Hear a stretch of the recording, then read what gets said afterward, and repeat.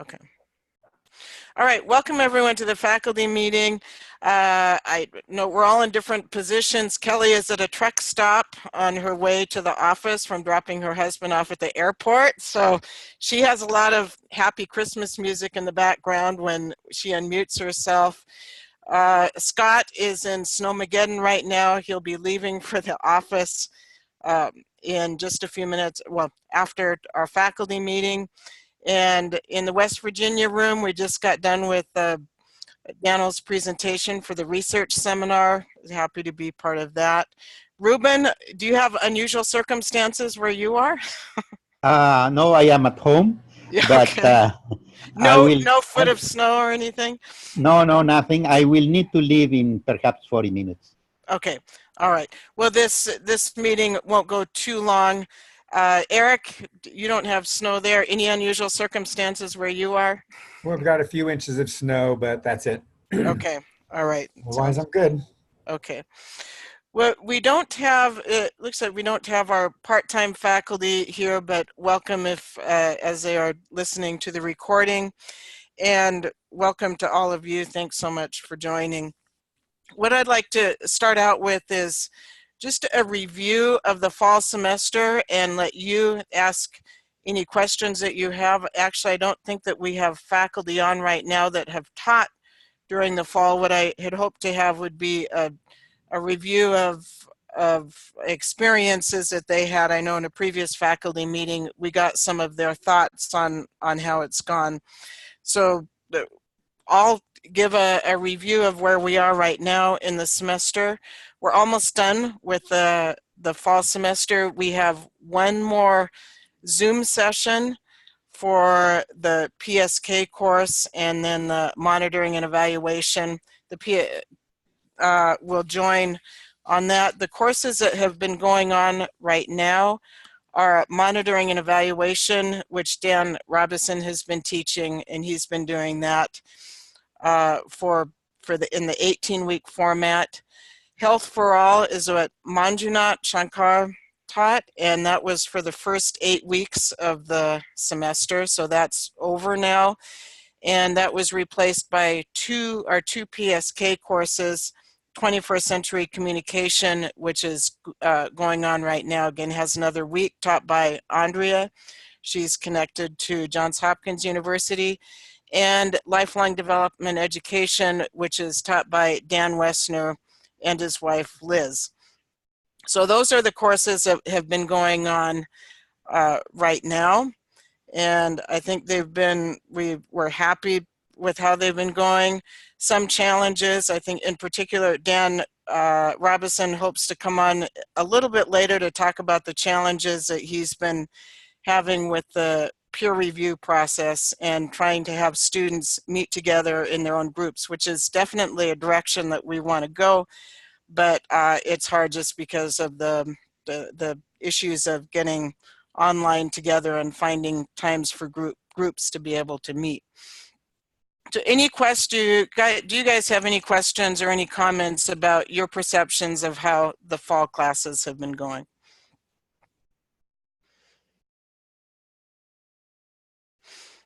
You know, probably Kelly has been working the most. Kelly's been continued to do a good job in troubleshooting, working with the Zoom, and a lot of you heard at Faculty College the issues that we've been talking about, and a little bit later we'll be talking about the community labs and the videos that Kelly has made or that she's edited to be able to help with our community labs.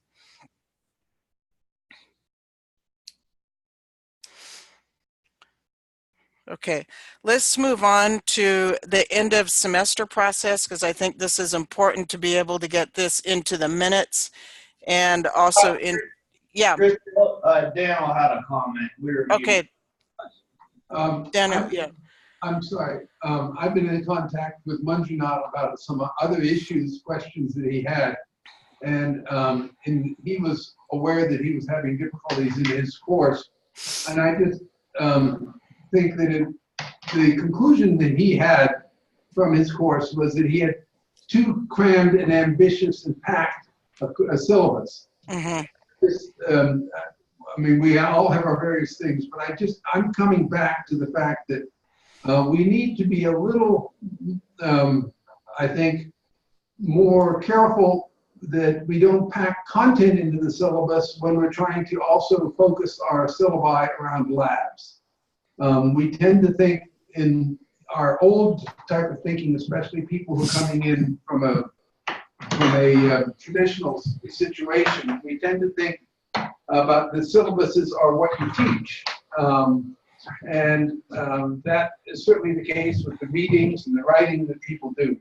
But when you add the fact about what people do with their activities in their labs, there's more than a 1/3 workload increase.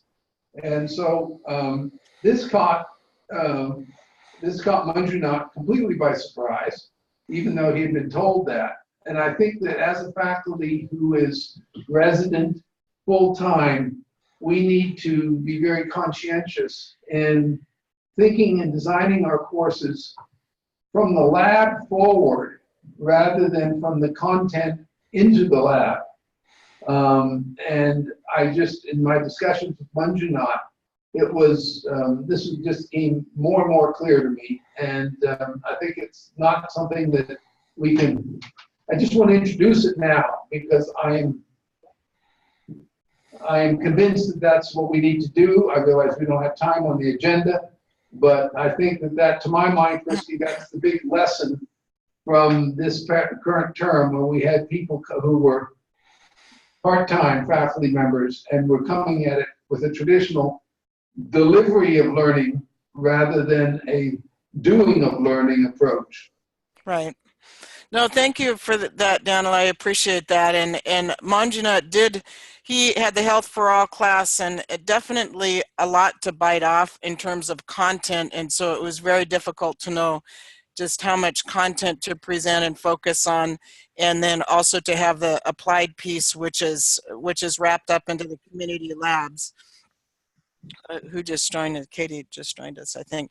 So, and we will be circling back around to this because this definitely ties in with what we did at Faculty College and the video that Kelly made. I don't know if you had a chance to look at that yet, and she'll talk about it just a little bit later, but the great editing that she did around our community lab discussion that we had at Faculty College. So that's definitely a resource then that especially that everybody, all our faculty, both part-time and the full-time faculty, can access. So Dan Wessner, welcome, coming in from Harrisonburg. We are first on the agenda was talking about our. Christy, sorry. Yes. Yes. Yeah, I wanted to just briefly comment on Daniel's points about Manjunath, and really, you know, feeling very sympathetic and even empathetic at sort of, you know, these are not atypical first term teaching sort of challenges or mistakes to just have too much content. You know, for different reasons, including the fact that you're maybe anxious about doing your job well, so you tend to just put too much in same thing. So there may be just a couple of simple mechanisms that we can or benchmarking that we can do either with Kelly or you for new faculty who come on board to sort of deal with this issue proactively. Mm-hmm. Good, thank you. Dan Wester, you're actually the only faculty member that is teaching during the fall right now. And so is there, not to put you on the spot, but do you have comments about, and Katie has been helping out, I think. Do you have comments about? Of course, so I'm not the only faculty person. No. Okay. No, teaching this fall. Yeah. So do you have comments about experiences that you've had? Could you successes, things that you would improve that could help others of us that will be following up and others that will be listening to this recording? Well, our approach is really distinctive in that it does begin in the field and work backward. Mm-hmm. The specialization in linguistic development education starts in the field. It starts with a partnership. It starts with identified ideas and policies and requests in Vietnam, and we built the courses backwards from there. So the students anticipate that the deliverable is something for their context. And the 4 courses or the 12 courses that they take, whether it's in the PSK sequence for their specialization or it's the other 8 courses, they're always looking for how that informs what they've got to deliver for their country, for their Delta, for their school. Their greatest challenge in Manju's course was the language component. Mm-hmm. They were comfortable having a very robust online repository of articles and things that he said this is necessary and this material is for your reference. They liked that. They downloaded all of it. None of it goes to waste. But their struggle was hearing it well and being able to process what they were hearing from a professor from another country. Right. Now, as half of them are linguists, they understood the challenge entirely because he's a native speaker, you know, as much as you are and I am of English, but from a different part of the world. So I resonate with what Daniel was saying. I came in the middle of it, but that makes sense given our anticipation that we're going to build this out through partnerships with countries where the context is everything. The context is our starting point. Right. You have a task, Kelly has a task to explain that to professors who are affiliates, adjuncts, because this is really, really foreign to what they are expected to do on other campuses. Right. And that's something that we continue to improve. I think that this is as we mentioned in Faculty College and we've mentioned before, this is the first time that we've gone with the 8-week compact courses. And so this adds a new challenge with content that normally is able to spread throughout 18 weeks. And we also have this, as we've of course said before, the Zoom sessions where faculty are expected to have, and we'll get to the amount of time in a minute, but to have an hour and a half to 2 hours of material in the case of the ACC and the PSK courses. And again, the way that Zoom session is structured is another challenge in that we're trying to move away from just lecturing during the Zoom time, but allowing that time for more student interaction and in effect with the flipped classroom, and so that more content is provided in terms of videos or in terms of the material that we have on Moodle, and then that Zoom time can be used for discussion and for some more interactive types of engagement.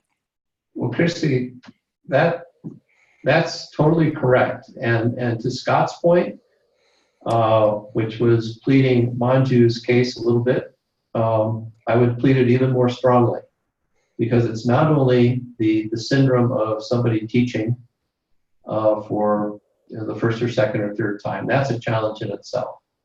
And then we have an international cohort. And then we flip the classroom. And then we have different dialects of native English speaking people. This is a lot. And then the last thing you mentioned, which is perhaps the kicker, is we've gone from an 18 to an 8-week course. Right. That's a huge challenge. I want to come back. I think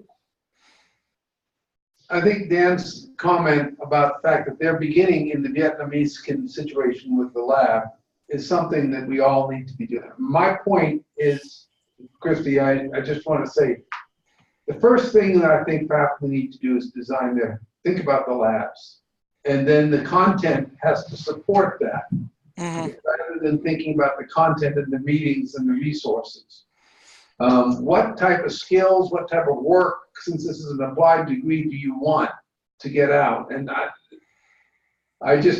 I'm worrying, Luke and I are now beginning to work on our ACC 601 for the next term. And I know that we've generally talked about starting now in this course planning and thinking about starting first with the lab. Right. Yeah, that's good. And this gets into one thing we wanted to talk about is expectations for all faculty members, but we especially need to communicate this clearly to the new faculty members. And I think this is a good reminder of an expectation to start with the lab and start with the applied aspect, and then to have the content follow that. Another aspect that's important that has come up in different courses is the importance of immediate feedback. And again, this gets to the point of the 8-week courses that feedback really does have to be immediate for it to inform further assignments. So Dan Robison came up with a good rhythm that he had for, you give an assignment on a Friday, and then you give feedback by the Monday. Whatever the faculty member can come up with as a rhythm or an expectation for himself or herself for feedback is important, so that the students can begin to expect that and know when to expect that feedback.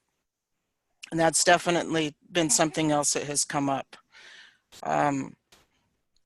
So feedback is another important aspect. I'd like to talk about the end of the semester process. And Jody, if you could tell us when grades are due for the fall faculty members. This is important then to have in the minutes and on the recording. Fall grades are due by January 4th. Okay, so fall grades due by January 4th. Normally it's 2 weeks after the end of the semester. Yeah. Then I would like to give a summary of the faculty review process. And this is something that definitely came up with in our accreditation review with the Higher Learning Commission. As Jody said, we have grades that are due then.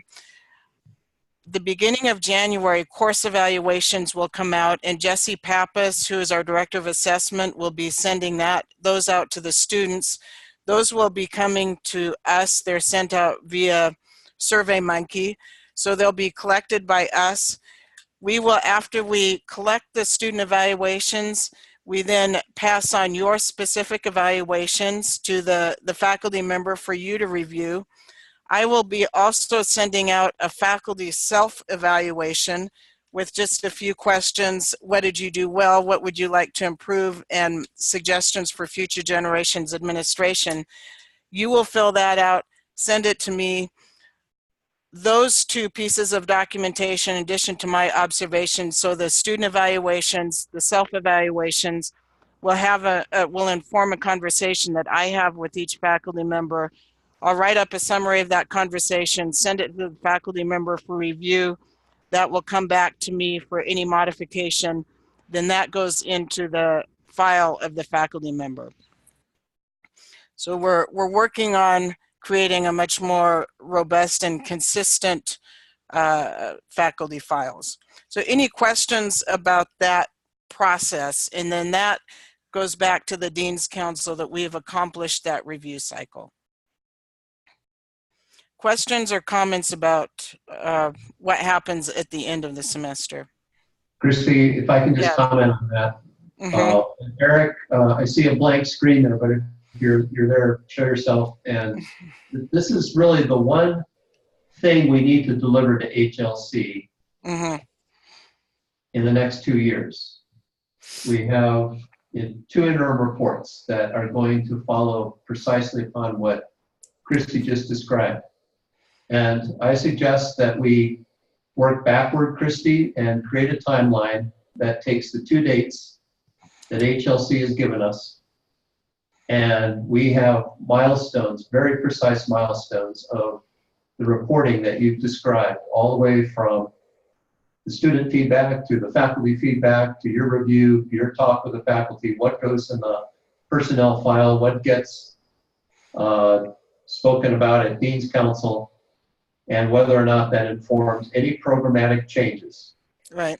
We just make that so crystal clear that here's the calendar. We followed it date by date by date. And when it comes time to submit each of those 2 interim reports, it's all in hand.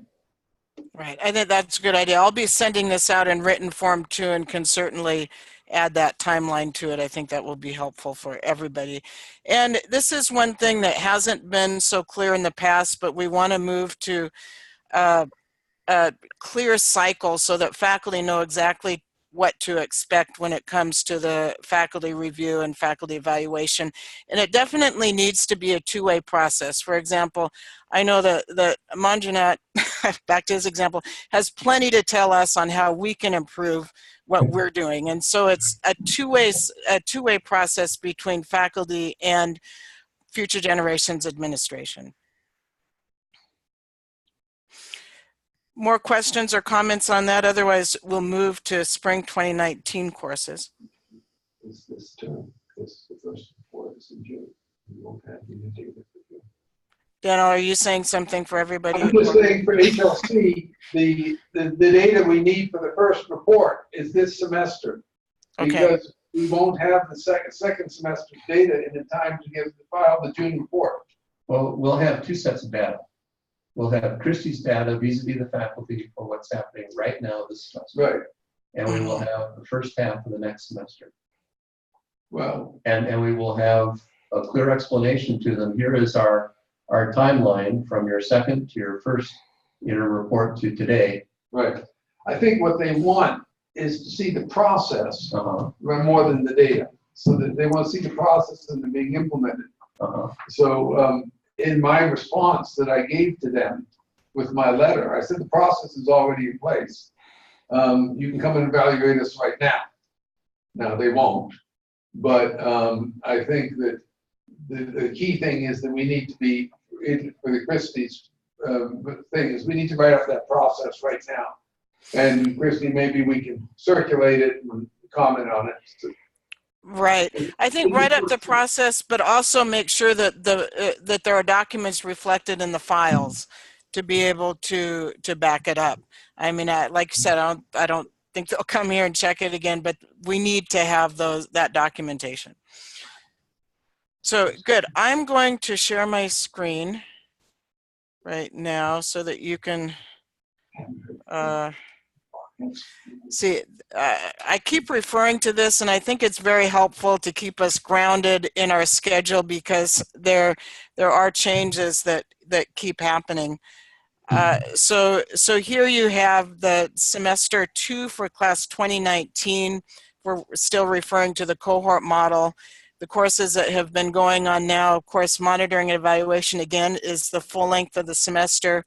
Health for All was the first 8 weeks. 21st Century Communication and Lifelong Development Education have been the second 8 weeks and are just finishing up right now. Semester 3 for class 2019 now will coincide with semester 1 for class 2020 that's coming in beginning February 4th. And this is when we're getting into some more courses, and this is what Kelly is anticipating pulling her hair out about. So we have the PRC courses that are going on social research methods, which will be taught by Mary Hufford, I think, and her colleague in her organization, Lichen, Julie Maldonado, I think is her last name. She's in California, and Mary is based in Pennsylvania. Graduate Study Foundations will be going on for the incoming class. 2 ACC courses, Sustainable Communities taught by Dan Robinson, and Intro to Community Change taught by Daniel and Luke. Then we have the PSK courses, 2 PSK courses that will actually cross cohorts. Bridging and Negotiating Differences, which is taught by Gabriela Carrion, as a connection brought to us from Dan Wessner. She lives in Denver and teaches at Regis University. She will be teaching Bridging and Negotiating Differences primarily for the linguistic development education specialization. We may have a few others that also enroll in that. And then Scott will be teaching social entrepreneurship, primarily for the leadership specialization. So these are these crossover courses in PSK is, you know, you could say that it's financially, the financial concerns are the catalyst, but I think it's also good to mix the cohorts, and so that the different cohorts get to know each other. There's a lot that can, a lot of benefit to that. Questions about these courses as you look at the schedule and what's coming up. I'd like to make one comment first of all. Graduate Study Foundations, we have a few students that feel that they don't need to take this. Understandably, they're U.S. students that don't need the academic skills component so much and are pretty quick with technology, and so that they can catch on to Mahara or have already worked with that type of online platform. So we're offering them the opportunity of prior learning assessment. This I feel is a win-win situation. It's good for us to be able to really pilot the full method of prior learning assessment that Jesse has laid out in a document that I think you've all seen. And this also gives students the opportunity to have not an easy way through to those credits, because it's not easy. In fact, I think for them it'll be more rigorous, but it should be more relevant to them, because the prior learning assessment has them look at their life experience and look at their life and see how that applies to the learning outcomes of the course. So that's a new thing that we'll be doing with Graduate Study Foundations in particular. Dan Wessner will also be doing prior learning assessment with the Bending Bamboo students. And so this PLA, I think, will prove to be a money-saving device, but also something to make the education more relevant to our students.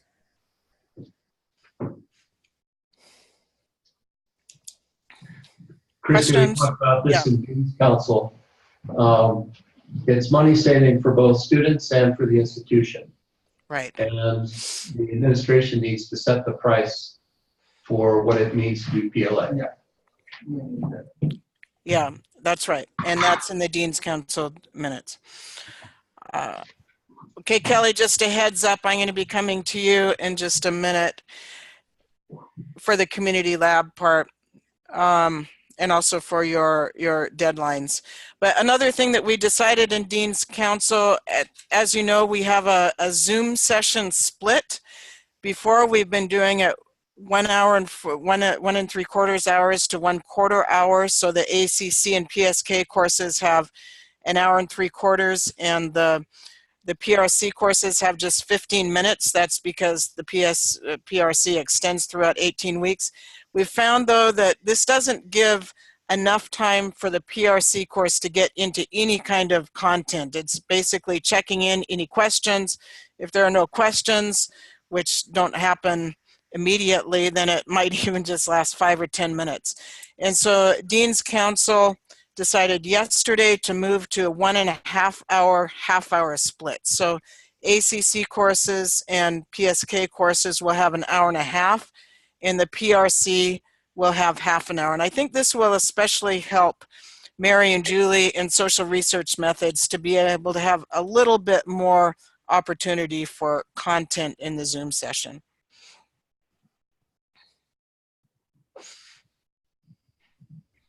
So, any questions or comments about that? All right, Kelly, are you ready to talk about the community lab recordings?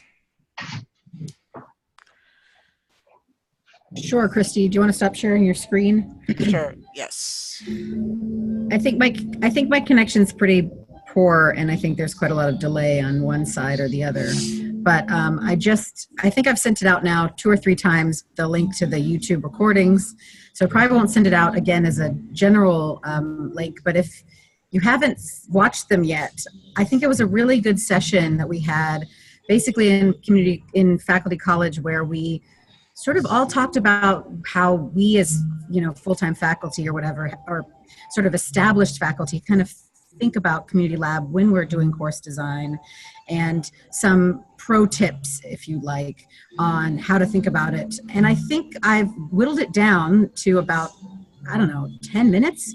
6 of the minutes is Luke going over one of his examples. So if you don't listen to all of that, it's literally 4 minutes of sort of examples and little tidbits of information. I think it does kind of portray where we come from. And I think you're right. I think it's a big learning curve to come start working here and teaching with us, because of all the differences that our program has compared to any other place you might have taught before or experiences that you've had. And so I do think that resource, how many people have watched it? Hands up or whatever. I can't really see you, but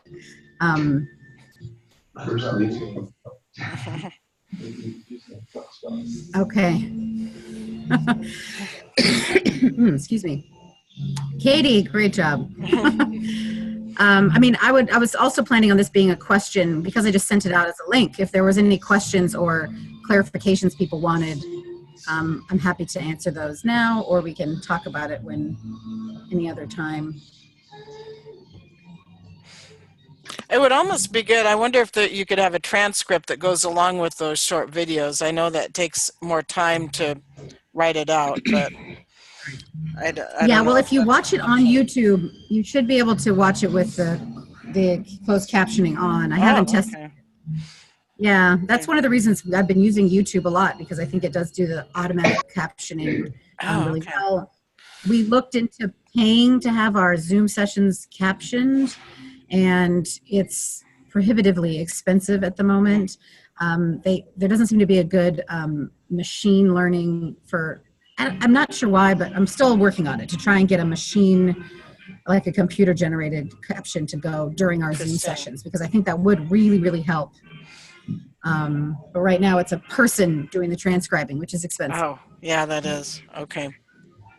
Good. Thanks, Kelly. And thank you for doing that. And thanks for the reminder about that. Yeah, go ahead.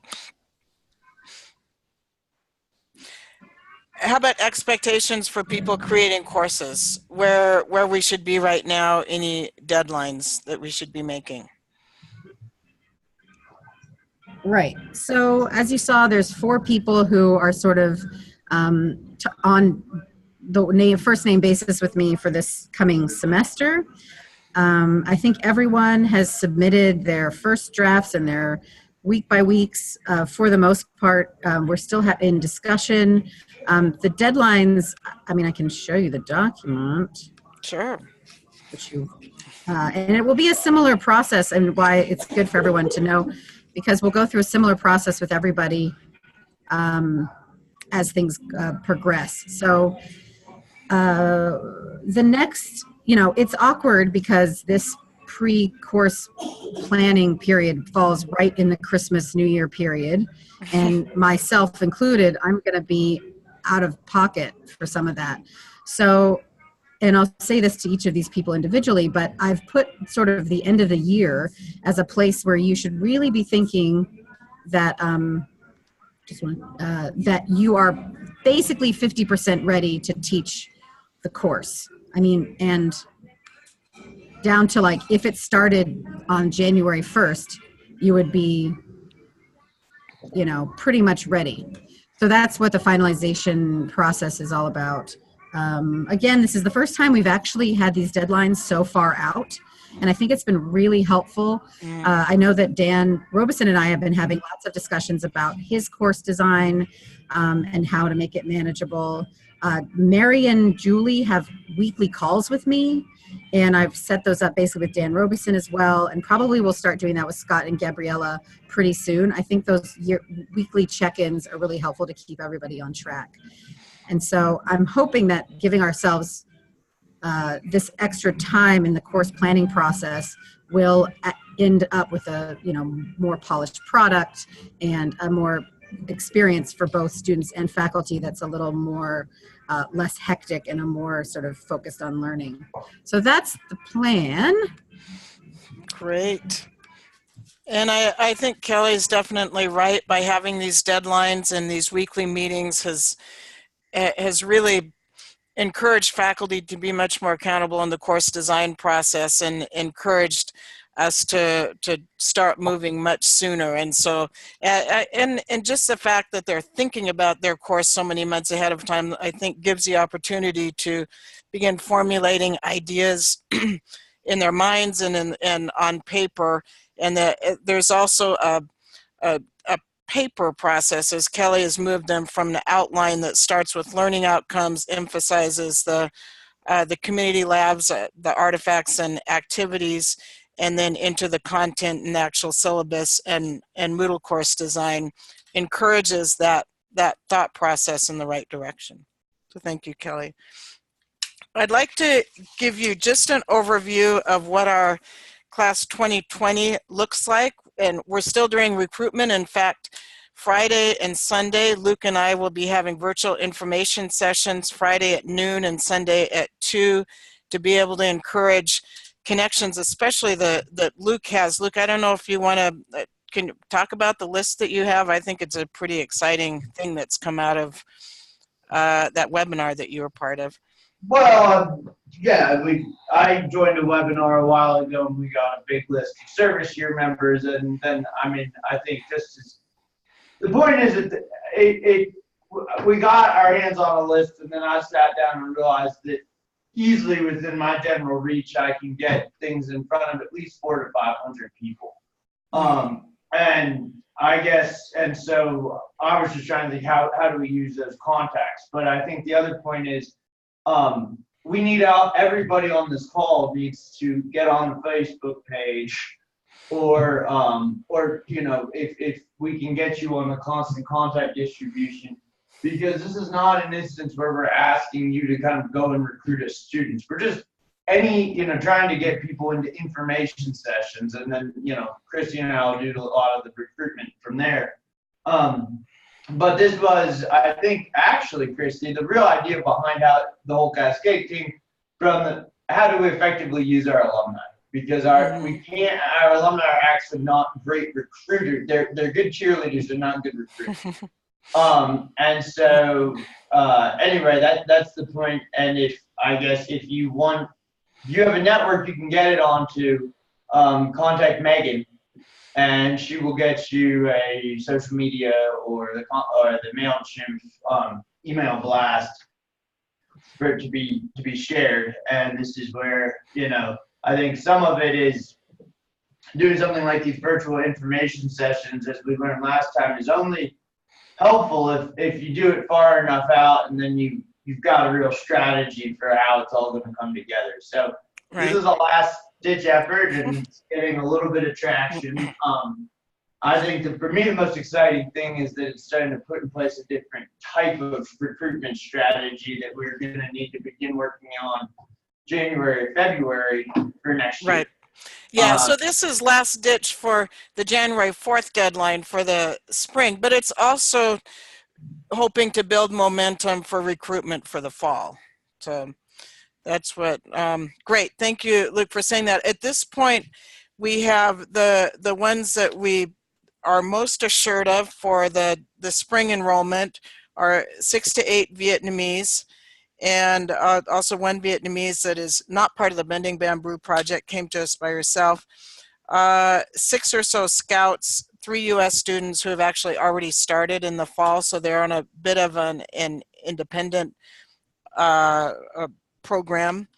And then a couple, or at least one African student, and we still have 2 applications, fairly strong, I think, that we need to review. So it looks like we have a solid class coming in, but we definitely still want to focus on recruitment and hope that we can get a few more coming in for the spring. Hey, Christy. Yes. Hey, it's Scott. I just wanted to, I spoke with Ladette Saltzman, who is one of our prospective students from Ethiopia. Yeah, I read her application. I like it. Right. And she's a get stuff done kind of person, so I think she will be a credit to our program. and then I subsequently spoke with Jody, who told me she has not yet been formally accepted. So I don't know if we need to convene a meeting of the admissions committee tomorrow to do that, but I promised that I would get the financial aid materials to Ladette ASAP. Let's do that. I think we need to have, you'll be here and we'll convene a meeting of the admissions committee for those two. Thank you. That's good. That is actually all I have formally on the agenda. Are there other concerns or issues that you'd like to bring up concerning this class 2019 or the fall or moving into the new class in the spring semester? Can I comment on HLC? It was Scott, you wanted to say something. Just briefly, Daniel, excuse me. So in working on my course outline and realizing that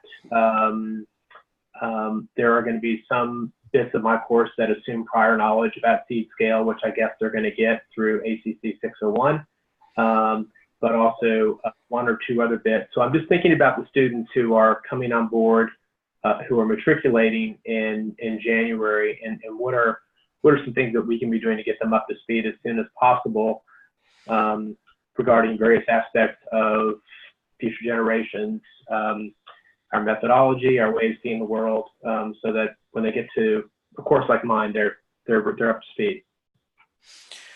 Well, a brief answer, I guess, is your course is the second 8 weeks, and so they will have had ACC 601 in the first 8 weeks. It'll be completed by the time your class starts. So hopefully that will definitely be a really important foundation for them.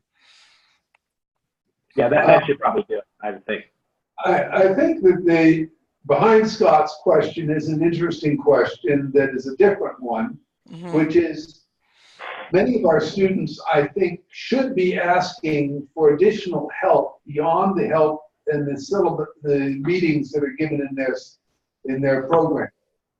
And I don't know quite how to do this, but if you're a student in XYZ country and you're trying to do an entrepreneurship program, I can imagine you getting into problems in especially if we're focusing on labs as a centerpiece, that we'll ask you to call on the professor to say, hey, do you have a background reading? Do you have some additional help? And I know that I haven't been building that into my courses for now quite some time. But when I do get some comments, questions from the students, that's when I'm really helpful as a faculty member. And I think that, I guess what I'm saying is that, Christy, with the schedule that you produced and the system that Kelly has put in, I think we might need to revisit the way we structure things to be student sensitive. I mean, I think I'm not proposing anything big, but I think Scott's question is that students are going to get baffled from time to time, and they think that they've got the right resources, and specific students will need more help. Right. And I think, as far as I've heard, all faculty members have offered help in navigating resources and in being a mentor as well as a faculty member. Of course, there's a time issue with our part-time faculty. We don't want to give them responsibilities beyond their contract. I think they still, they're in it because of their love for this type of work, and so they would still respond to emails and help where they can, though, I think. I would just jump in and actually just push back a little bit against Daniel's comment here, because I think that faculty doing it on a one-on-one basis is only we're not going to get in front of some of the systemic problems. Right. And we've been doing a lot. So for instance, this is why we're doing tool time, and tool time is not even, originally I was doing tool time. Now Kelly's doing tool time to make it a more institutional thing. So I hear Scott's point about learning within the Future Generations framework, but a faculty member taking initiative kind of outside of the formal planning process can actually create some real confusion. Can you dry her belly? It's soaking. So I would just say that I think you've got that as a potential issue. We've got every faculty member is supposed to be doing office hours. Okay, so office hours are another place Right. if you're getting lost, come to office hours. But I think us suddenly deciding that the course format maybe be off, and that's kind of how I was interpreting. And I would say when we're also talking about putting the lab forward, that does mean cutting some additional resources, content, and case material. You can still put that stuff up as optional.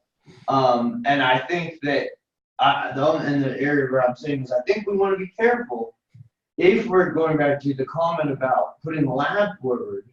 If suddenly then you have to show up for a one-on-one office session to make sure you're not lost on the theory and the ideas, it's a problem. So yes, those resources need to be available, but they can't. I would go back to the importance of your original comment about having things be practical or lab-based first and foremost. Yeah, thank you, Luke. My comment, so I agree with Luke's comment, very helpful. My comment was being driven partly because as I've been traveling this last 10 days around America in a number of cities, I am getting more and more interest by people sort of taking one-off courses as certificates and labs. We're not quite there yet, but this will create a problem if somebody is trying to take a course and it was presumed that they knew something for the program. So I think that this isn't the time to go into it. I just want to explain. It makes sense. This has come up. We do now have some students who want to take ACC 601 this semester, and it's created a problem for us because we can't then mandate our lab assignments as e-portfolios. So this is a problem, but we have to be fixing it at the more systemic course level, not just with our individualized solutions, or we'll keep running into. Right. I think it's all a balance, and I think we're trying to institutionalize more, and yet keep the strength that we have of being really relevant to the student needs and being available and approachable to them. And I think that's what they do like so much about us, but we also have to keep in mind that we have limited resources, and so we need to encourage institutionalizing what we can, like office hours, like Lucas mentioned. Daniel, did you have something else that you wanted to add, or seemed I like just you were want off on another? HLC update. That's right. My Okay. colleagues, please. Yeah. I submitted the response to HLC, congratulating them on their team report on our assurance review. I have not heard anything back. Okay. But in that report, I did say that we were gently, we were even better than they awarded us. I tried to say that. But I've had some very nice conversations privately with Sister Georgia. And she said that the whole team was, the word she used was spiritually moved by what we were trying to do. And the mission of trying to reach to the margins of the earth and to give a relevant curriculum was spiritually moving to them. And I thought my colleagues on the faculty would appreciate knowing that. And I think that's why they wrote the positive report that they wrote. So that's the first thing I did want to mention about HLC. I think that most people are aware, but I just would like to have it for the record. And so Jody, please make sure that this thing, that we received a letter from the Higher Learning Commission 10 days ago, no, 2 weeks ago.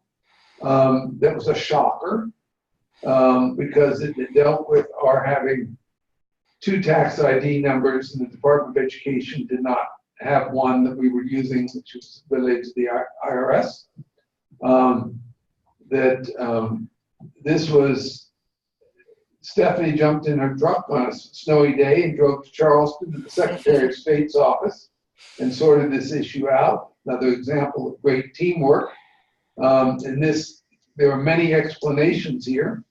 Well, one of the explanations is that there were 2 websites up for the Secretary of State that had 2 different registrations because the Old website had been created by a Democrat, and the new website was created by a Republican, and didn't have the appropriate red, white, and blue, and pictures of the Secretary of State and the governor in the right thing. Anyway, it's a little more complicated than that. My cynicism is probably coming through. I do want to just say that this issue was brought up. The faculty should know about it. I believe the institution's on top of it. And I particularly want to thank Stephanie for her drive, and also Dan Wessner had a little bit of a two-step that he had to do with Eric Martin.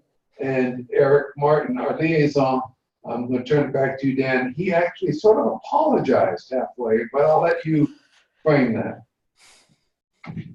Yeah, to receive a heavy 2-page letter from HLC Legal caught him by surprise as much as it was a shocker to us.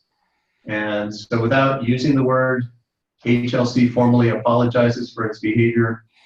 That's what Eric communicated.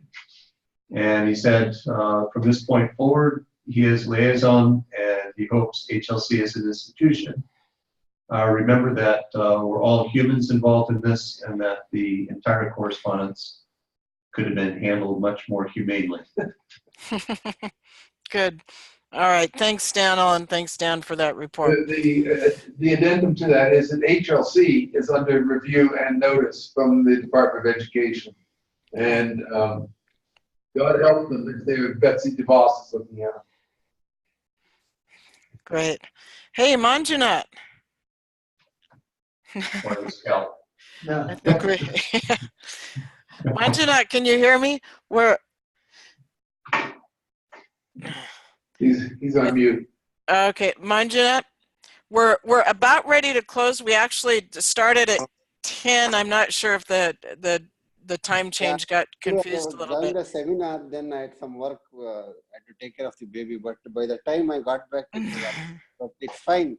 So the meeting is ending. No, this is fine. Actually, this is perfect for me. I was going to close by thanking all the faculty that have been teaching during the fall, and you and Dan are now the only ones on this call. So to thank you and Dan, Andrea, who's just finishing up, and Dan Robinson, and Liz. But since you're here, do you? We started the meeting just talking about experiences that the faculty members have. Do you have a minute to talk about your experience and maybe what you appreciated, what you learned, and what was challenging for you? Yes. Okay, 1 minute. Yeah. So what happened? I wanted to write my experiences and share it with you and Daniel. But briefly, teaching online was a bit difficult for me. And the traditional classroom setting is it's a challenging environment, and to make sure that the students go through the contents that we have provided and the enough time to assimilate that and come for a Zoom discussion, I think that was a bit high expectations from my side. So I have cut down some of the expectations and modified others, especially regarding assignments and how to be more specific, and also to take care of use quiz more in my next course, if for my next class. So those are the things, observations that I've made. I was planning to write a sort of a brief or a memo and send it to you and Daniel. So that will take some time, but I will do that. And yeah, the class was good. It seems they enjoyed my like I gave feedback to 2 people today about their grades. Good. And another one, Ether, is scheduled for tomorrow. And others have contacted me by email and they have said thanks and they like the course. So feedback from the students has been good. But I think there's a lot of room for improvement. Well, on both sides. Yeah. So yeah, those So, are my. well, thank you, Manjunat. So the memo that you're talking about, you may want to I reviewed I talked about a process that we're having for faculty review, and part of that is me sending just an email to faculty with 3 basic questions, and this in fact would be a an opportunity for a self-evaluation for you, but also to give feedback to us on what would be helpful. And the questions that I had planned on asking were, where are these questions? Let me go back. Okay. What did you do well? What would you like to improve? And then suggestions for future generations administration. So if you'd like to use that to be the form of your memo, I can send that to you, and that would fit right into our faculty review process. And then that, along with the student course evaluations, will inform another conversation that I'd like to have with you, just to be able to wrap up this process and then have something to go in your file. So, but I'll be sending out that full process for faculty. So thank you for providing the segue for that, and thank you for jumping on. Any final comments or thoughts that you'd like to give before we close?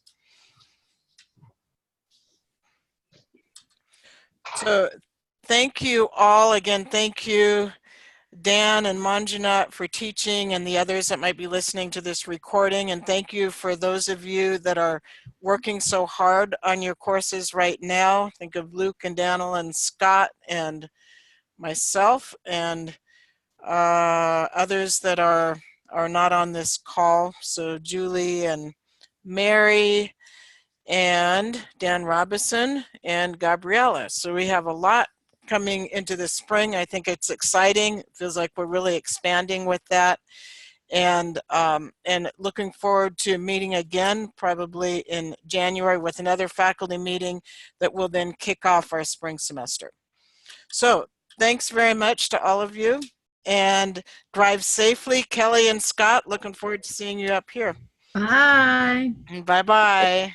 Bye. Bye. Thanks.